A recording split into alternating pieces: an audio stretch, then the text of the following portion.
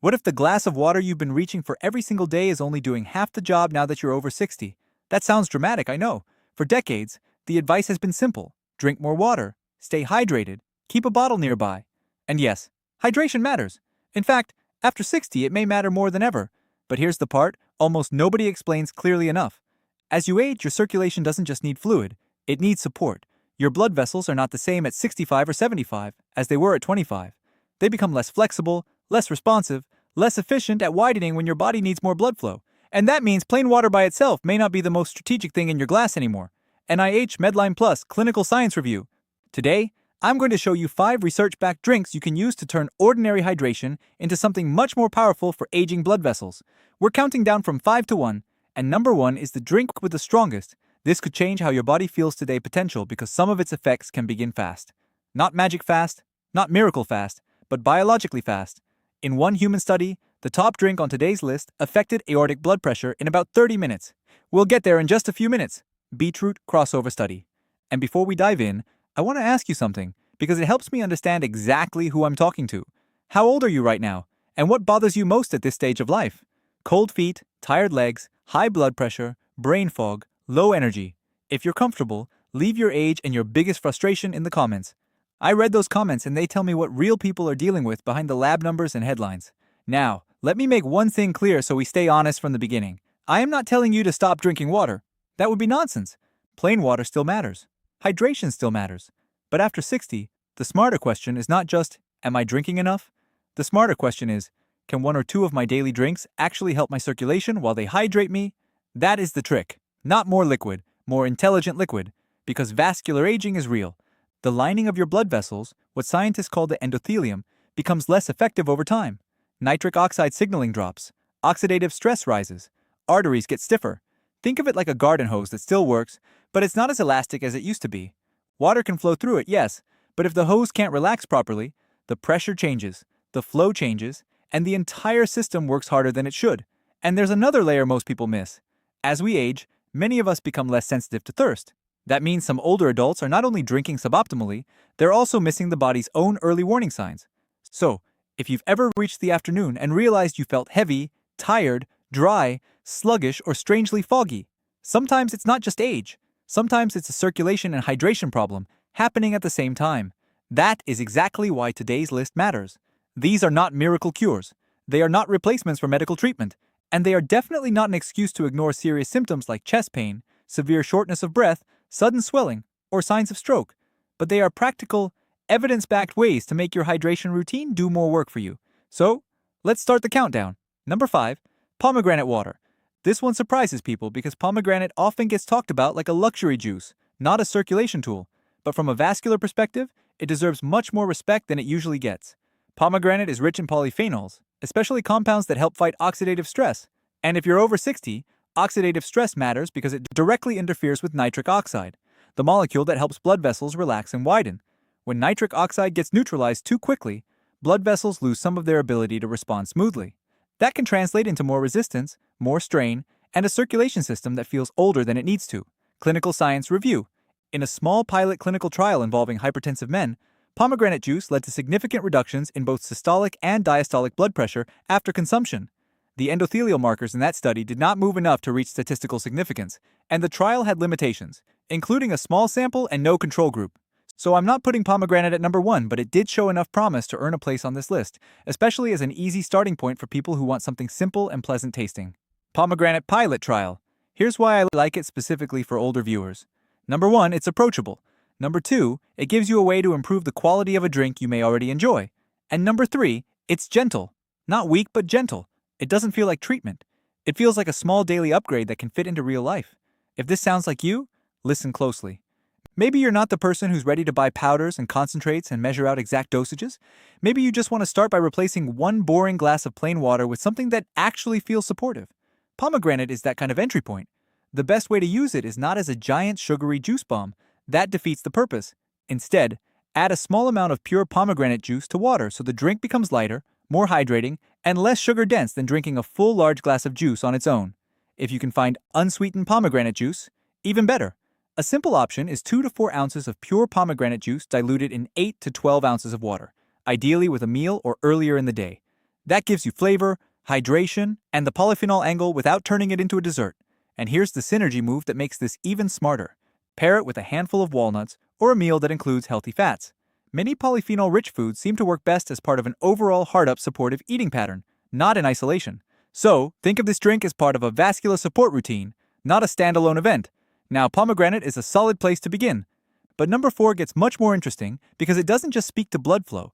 It speaks to something millions of adults over 60 struggle with and often accept as just part of aging when it really shouldn't be ignored. Number 4, tart cherry water. If your nights are broken, your joints feel irritated, and your mornings start with stiffness instead of momentum, this one may speak directly to you. Tart cherry is not just about sleep, and it's not just about soreness. What makes it useful for older adults is that it sits at the intersection of inflammation, recovery, vascular strain, and rest. And after 60, those 4 things start feeding into each other. Here's what I mean. When you don't sleep well, stress signaling tends to climb. When stress signaling climbs, blood pressure regulation often gets worse. When inflammation stays elevated, blood vessels can become less responsive. And when you feel sore, tired, or unrested, you move less. Then your circulation gets even less help from regular activity. It becomes a cycle. Tart cherry gives you a way to interrupt that cycle from more than one angle. A 12-week randomized controlled trial in adults aged 65 to 80 found that tart cherry juice lowered C-reactive protein, an inflammatory marker, and favorably affected oxidative stress-related measures. The same body of work also suggests tart cherry may help lower systolic blood pressure and LDL cholesterol, likely at least in part because of its anti-inflammatory and antioxidant properties. Tart cherry biomarker study.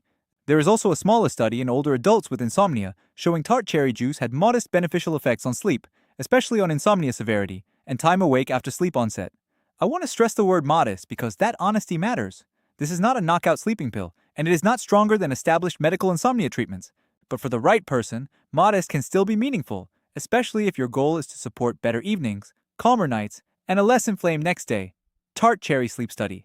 That's why tart cherry belongs on this list, not because it gives you the biggest immediate blood flow effect, but because it improves the environment your circulation has to function inside. Think of it like this.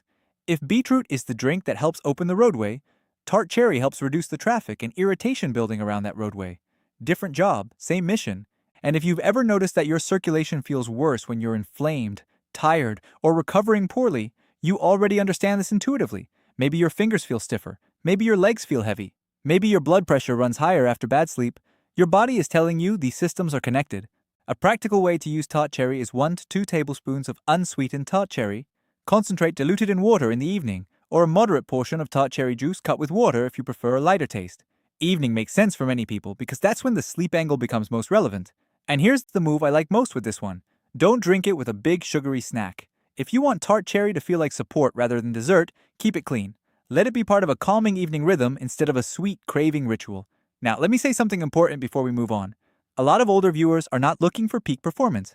They're looking for steadier days, better mornings, less stiffness, less dragging, more willingness to go for the walk, climb the stairs, visit the store, or enjoy time with family. That is why number 4 matters. It's not flashy, it's functional. And number 3 is where we start shifting back toward a more direct blood vessel conversation. But before we go there, if you've been getting real value from this so far, take 1 second to subscribe and tap the like button. It genuinely helps this information reach more adults who are trying to age with strength instead of confusion. There are too many people over 60 living with preventable decline simply because nobody explained the basics in a clear, practical way. So if this channel helps you, help me get it in front of the next person who needs it. Alright, number 3. Number 3, green tea water. This is the quiet overachiever on the list. Green tea rarely gets the emotional spotlight because it doesn't sound dramatic. It doesn't sound exotic.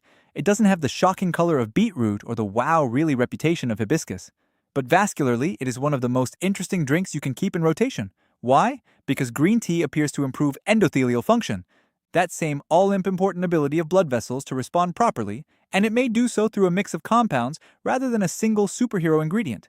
In one human study, green tea improved flow-mediated dilation, which is a standard measure of endothelial function. Interestingly, isolated EGCG alone did not reproduce the full effect, suggesting the whole drink may matter more than one isolated compound. Green tea, endothelial function study. That detail is more important than it sounds. It tells us something many people miss in nutrition. Sometimes the body responds better to a real food or real drink matrix than to a single extracted ingredient sold as the active compound. In other words, your circulation may respond not just to EGCG, but to the orchestra of compounds present in actual green tea. And that matters after 60 because aging blood vessels are not usually dealing with one isolated problem. They're dealing with several at once. Lower nitric oxide availability, more oxidative stress, more inflammation, and less flexibility. A multi-compound drink can make sense in that context. Clinical Science Review, Green Tea, Endothelial Function Study. Now let's talk practical reality. A lot of the people over 60 are already drinking coffee in the morning. Nothing wrong with that for many people. But if your first 2 or 3 beverages are coffee, and plain water, you may be missing an easy vascular support window somewhere in the day. Green tea fits beautifully into that gap. Late morning or early afternoon is often ideal. Not too late if caffeine affects your sleep. Not on a completely empty stomach if tea bothers you. Just a calm, strategic cup in the part of the day where people often start feeling the first little dip in energy. And here's where the channel style matters because this is the type of explanation your audience responds to. Think of green tea like a daily tune-up rather than a rescue drink. Beetroot is the one you use when you want a more noticeable nitrate-driven push.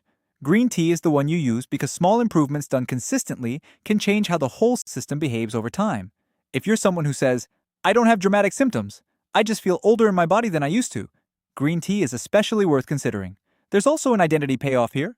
People who age well usually don't rely on one miracle fix. They stack quiet advantages. They give the body repeated signals of support.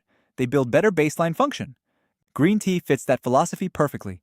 Preparation matters more than people realize. If you scorch green tea with boiling water and let it turn aggressively bitter, many people won't stick with it. Use hot, not violently boiling water. Steep it a few minutes. Keep it pleasant enough that it becomes repeatable. Because the best healthy drink is not the one with the most impressive study title. It's the one you will actually keep using. If you want to make it even smarter, squeeze in a little lemon. It brightens the taste, and many people find that makes green tea easier to drink consistently. Consistency is underrated in health. Boring may be powerful. Absolutely. Now green tea is steady. Green tea is elegant. Green tea is the kind of thing your blood vessels quietly thank you for. But number 2 is much more dramatic. Number 2 is the one that makes people say, "How did I not know this already?" Number 2, hibiscus water. This deep red tea may be one of the most underappreciated blood pressure drinks sitting in plain sight. And honestly, I think one reason people underestimate it is because it looks too simple. It's a flower. It's tea. It doesn't come with the aura of a prescription bottle or an expensive wellness product.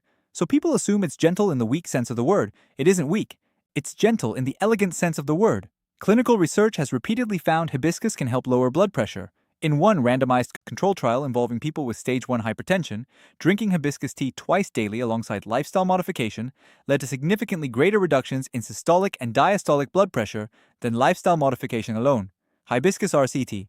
And another well-known clinical trial reported through USDA and TUS found that adults drinking 3 cups of hibiscus tea daily for 6 weeks had greater systolic blood pressure reductions than those drinking a placebo beverage. In the subgroup with higher starting systolic pressure, the reductions were even more striking. USDA/TUS report. Now stop and think about what that means emotionally for the audience this channel serves. There are millions of adults over 60 walking around feeling their pulse in their temples, watching home blood pressure numbers too closely, wondering whether every stressful week is pushing them further in the wrong direction. Many of them are not asking for perfection. They are asking for leverage, something simple they can do consistently that doesn't make them feel powerless. That is where hibiscus shines. It gives the viewer a feeling of participation in their own care. A cup, a routine, a visible color, a daily act that feels intentional. And yes, that emotional component matters because health routines work better when people can feel themselves doing something meaningful. What I also like about hibiscus is that it makes a very clear on-screen teaching moment. You can explain that healthy blood flow is not only about getting blood moving fast, it's about helping blood vessels relax when they should. That distinction matters because many viewers think blood flow only means energy or warmth in the legs. But vascular function is also about resistance, elasticity, and how hard the heart has to work to move blood through the system. That's why lowering blood pressure and supporting blood vessel function belong in the same conversation. A practical way to use hibiscus is 1 or 2 cups a day, unsweetened if possible. If the tartness is too much, you can dilute it or add a little cinnamon or a small amount of a non-sugar sweetener you tolerate well. What I would avoid is turning it into a sugary punch because then you create a different problem. And here's the really important caution with hibiscus, and this is where your channel's credibility can separate itself from weaker channels. If someone is already on blood pressure medication, hibiscus is one of the drinks on this list that deserves a real conversation with a clinician. Not because it's dangerous in a sensational sense, but because anything that genuinely influences blood pressure belongs in the context of the full medication picture. That warning does not weaken the script, it strengthens it because it tells the viewer, "I'm not here to hype you, I'm here to guide you responsibly." And responsible guidance is exactly what builds trust with older audiences. Now, If hibiscus is the drink that makes many people say, "Why didn't anyone tell me this?" Number 1 is the drink that makes people say, "Wait, this can start working that quickly." Here we go. Number 1, beetroot water. If there is one drink on this list that best matches the title of this video, this is it. Beetroot. Not because it is trendy, not because it is magical, but because it plugs directly into one of the most important circulation pathways in the aging body, nitric oxide. Let me explain this in the clearest way possible. Beets are rich in dietary nitrate. When you consume nitrate from foods like beetroot, your body can convert it through a nitrate, nitric oxide pathway. That nitric oxide helps blood vessels relax and widen, and when blood vessels relax and widen, blood can move more efficiently, pressure can ease, and tissues can receive oxygen more effectively. Clinical Science Review, Beetroot Crossover Study. Why does this matter so much after 60? Because one of the major features of vascular aging is reduced nitric oxide bioavailability. In simple language, the signal that tells your blood vessels to loosen up gets weaker with age, oxidative stress increases, the endothelium works less efficiently, and the whole system can become more rigid than it used to be. That is part of why some older adults notice higher blood pressure, less exercise tolerance, colder hands and feet, heavier legs, or just that hard-to-describe sense that the circulation is not what it was. Clinical Science Review. Now, here's why beetroot earns the number 1 spot. In one placebo-controlled crossover study, a single dose of nitrate-rich beetroot juice lowered aortic systolic blood pressure within about 30 minutes. Not brachial blood pressure in a dramatic all-day way. Not a lifetime transformation from one sip, but a measurable short-term vascular effect in the part of the circulation that really matters. That is a big reason the title promise can be made responsibly if we frame it correctly. Instantly in internet language is often silly, but within the hour in physiology language, that's real territory for beetroot. Beetroot crossover study. There's more. Newer research from the University of Exeter suggests nitrate-rich beetroot juice in older adults may lower blood pressure, partly by changing the oral microbiome, specifically by reducing less helpful mouth bacteria and increasing bacteria linked to healthier nitrate conversion. That matters because the mouth is not just where the drink enters, it is part of the chemistry. The body uses oral bacteria as part of the conversion process that ultimately helps generate nitric oxide. University of Exeter. That also explains something many viewers have never heard before. If you use strong antibacterial mouthwash all the time, especially right around nitriteric foods or drinks, you may be interfering with part of that nitrate to nitric oxide pathway. That doesn't mean never use mouthwash. It means the body is more interconnected than people think.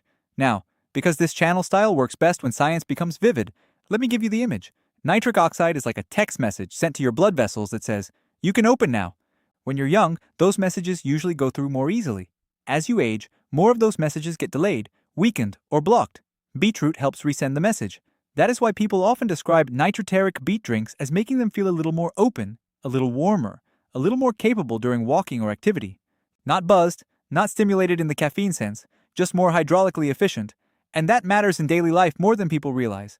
Because improved blood flow is not just about exercise performance. It's about climbing stairs with less strain. It's about feeling less wiped out after errands. It's about whether your morning walk feels like work or momentum. It's about how much support your muscles and brain receive when you ask your body to do ordinary things. Now, I do need to keep this balance because honesty is part of what makes a health grip persuasive. Not every longer-term beetroot study in older adults has shown sustained blood pressure or vascular function improvements, especially in people already being treated for hypertension. One 4-week study found nitrate levels clearly increased, proving the pathway was active, but it did not show significant sustained changes in vascular function or ambulatory blood pressure compared with placebo in that specific group. But notice what that means. It does not mean beetroot doesn't work. It means context matters, dose matters, timing matters, individual biology matters, medication status matters, and acute effects are not always identical to long-term outcomes. That is exactly how real physiology works, which is why I still rank beetroot number 1. The mechanism is strong, the acute data are compelling, and the older adult-specific research remains promising enough to justify real attention. So how do you actually use it? You have a few good options. The first is beetroot juice. The second is beetroot powder mixed into water. Powder is often more practical because it's easy to store and easy to portion. Juice may feel more natural to some people, but it also varies more in taste and concentration. A smart starting approach is a modest serving earlier in a day or roughly 1 to 2 hours before your most active period. That might be before your walk, before gardening, before physical therapy, or before the part of the day when you typically want your legs and energy to feel most reliable. The exact amount depends on the product because powders and juices vary. So, the key is to use a product with clearly stated nitrate content, or at least a transparent ingredient profile. And here's a tip many people love once they learn it. Don't judge beetroot by the first sip. Some people try it once, decide it tastes earthy, and give up. Mix it with water, chill it, Maybe add lemon and give your palate a few chances. A lot of excellent habits start as not my favorite and later become routine because the payoff is worth it. Another practical note: beets can turn urine or stool reddish. That can surprise people if they're not expecting it. Usually it's harmless pigment, not blood. Knowing that in advance saves a lot of unnecessary panic. Now let's go even deeper because this is the part that really separates number 1 from everything else on the list. Beetroot doesn't just fit the topic of blood flow. It fits the psychology of your audience. Why? Because older viewers want to feel something that makes sense in the body. They want a change they can connect to movement, warmth, stamina, or a feeling of less effort.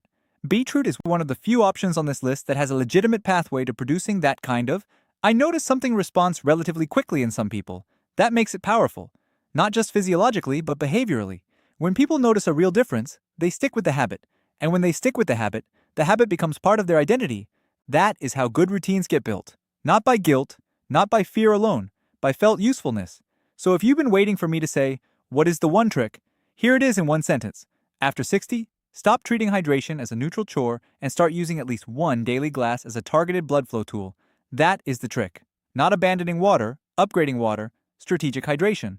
That could mean pomegranate water when you want an easy starting point, tart cherry water when you want support for inflammation and better nights, green tea water when you want a calm, endothelial-friendly daily tune-up, hibiscus water when blood pressure support is part of the conversation, and beetroot water when you want the strongest nitric oxide-centered option on the list. Now, let me bring all of this together, because I don't want you leaving with 5 disconnected ideas. I want you leaving with one clear shift in how you think. After 60, your body is no longer asking for random effort. It is asking for precision. Your blood vessels have carried you through decades of stress, meals, movement, worries, celebration, recovery, and repair. They are still showing up for you every day, but they are not operating under the same conditions they were 30 or 40 years ago, and pretending otherwise is one reason so many people feel blindsided by fatigue, blood pressure changes, reduced stamina, and the slow creep of physical limitation. Clinical Science Review. The encouraging news is that small choices start mattering more, not less. One better drink, one better routine, one better daily signal to the body. That is how people begin to feel like they have some leverage again. And leverage is everything in later life, because when blood flow improves even modestly, life can feel different in very practical ways. Walking feels less punishing, standing feels steadier, activity feels less expensive, recovery feels less delayed, and perhaps most importantly, the day feels more like something you can participate in instead of something you are merely trying to get through. That is what this video is really about. Not beverages, participation, capability, independence, the ability to keep being yourself. So here's what I want you to do after this video ends. Don't try all 5 tomorrow. Pick one, the one that fits your biggest issue right now. If your concern is blood pressure, maybe hibiscus or beetroot is where you start. If your issue is broken sleep and inflammation, tart cherry may make more sense. If you want the easiest, elegant daily habit, green tea is a beautiful place to begin. If you want a gentle entry point, start with pomegranate. Make it real. Put it in your kitchen. Put it in your calendar. Put it where your old routine used to be. And if this gave you something useful today, subscribe to the channel. I put these videos together for people who are tired of vague advice and want practical research grounded ways to age better. Share this with someone over 60 who still thinks hydration is only about drinking more plain water. It may help them see their routine differently. And now I want to hear from you. Which of these 5 are you most likely to try first? Pomegranate, tart cherry, green tea, hibiscus, or beetroot? Tell me in the comments. And if you already use one of them, tell me what you've noticed. Your experience could help someone else reading through those comments decide to take their first step.